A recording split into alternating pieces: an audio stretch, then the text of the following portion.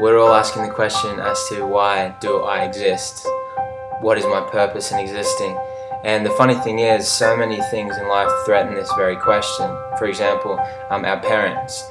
Now, if we came about as in a lustful affair one night and there's our birth, that would make us feel, once we came to a knowledge of that reality, that our existence wasn't planned or wanted or initiated by a greater purpose. Rather, it was an accident, and not only were we not wanted, we were loathed. Our existence was a burden and something that was not wanted in one little bit.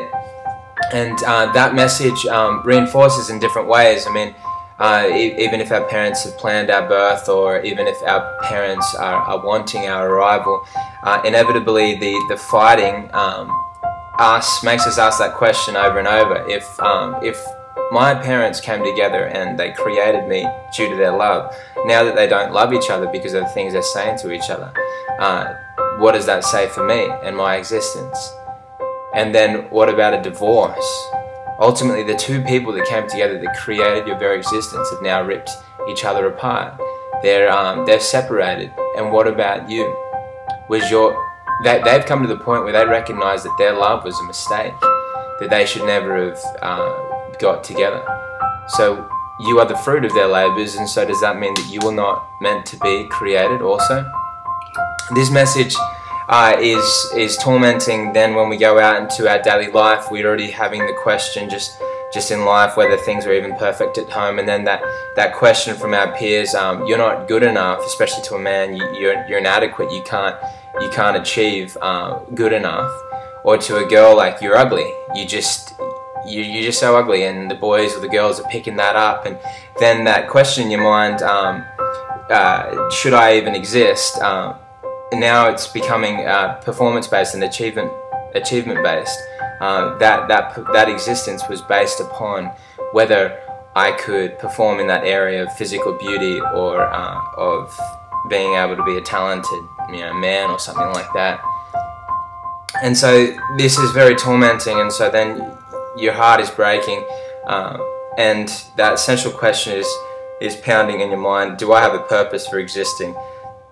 Am I loved, or do I have to overcompensate and just do a lot of things and be that person that is just trying so hard and standing out and doing all this crazy stuff just for a sense of self-satisfaction and for a sense of value and love? Do I have to be some crazy athlete, or do I have to be some amazing musician in order to fill that void in my life? Do I have to find some boys or some girls to like me? Do I have to get into a sexual experience in order for me to feel like I'm a man, or I'm a woman that is beautiful? Do I need to find that from the opposite sex? Do I need someone to affirm that to me? Is this going to destroy my life if I keep asking this question to the wrong people?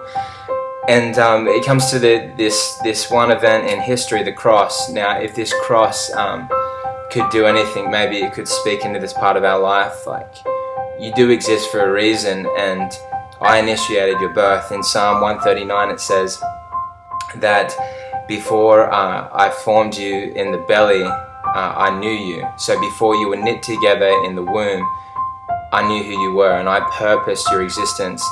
And there's this more ancient love affair that our lives have some greater meaning, even though the paradoxical nature of life, that we're stuck in this world that doesn't make a lot of sense at the best of times. And then there's this voice saying, no, you do have a purpose, and your life means everything, and it doesn't matter how bad your situation is and was, you are so precious to me.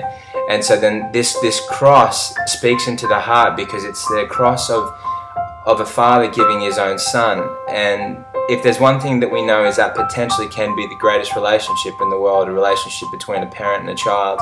And the father there saying, I'm willing to give the one that's closest to me, the one that I love and that I created the worlds with, for you, because you're important to me and your life is everything to me, and I want to fight so you can stay alive. I need you, I want you so badly, and that's important to me.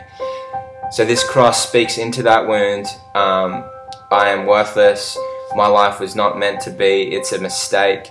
That cross it speaks that into our mind, into our hearts, that you do have a purpose, and that your life is not only worth preserving, but it was worth fighting for at the greatest cost to God and himself, that he would give everything just so he could win your heart, so you don't have to feel that sense of loneliness and pain.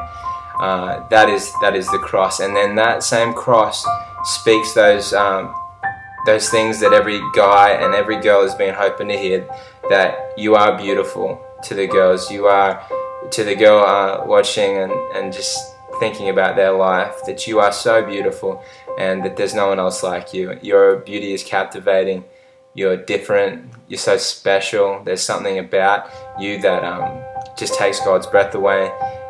That was what motivated him to come through with the sacrifice, because you were special enough. And to the men, you are good enough, and you are someone to be proud of, and that is why God would give, because he saw that in you and he wanted that in his greater plan. He wanted you next to him. And how could you resist this kind of love?